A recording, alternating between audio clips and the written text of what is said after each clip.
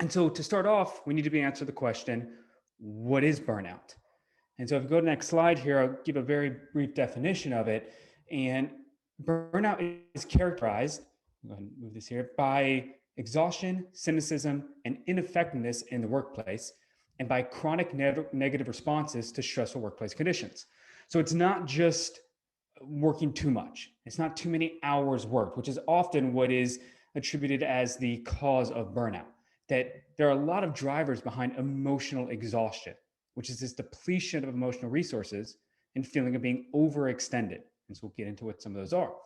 There's cynical attitude towards work. There's also a reduced personal efficacy. And so a disconnect where you don't feel like you're getting any kind of fulfillment from your job. You go to the next slide.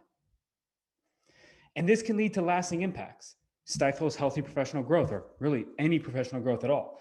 It impairs your personal and social functioning. So your engagement, not only with this job, but your potential to grow into a future role as well. It overwhelms your cognitive skills. We see more and more talk now about how detrimental sleep deprivation is and how that can affect our executive functioning, our neuroendocrine system, our ability to stay healthy. Same thing when we have chronic burnout.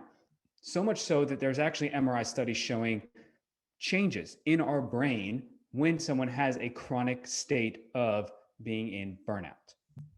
Go next slide.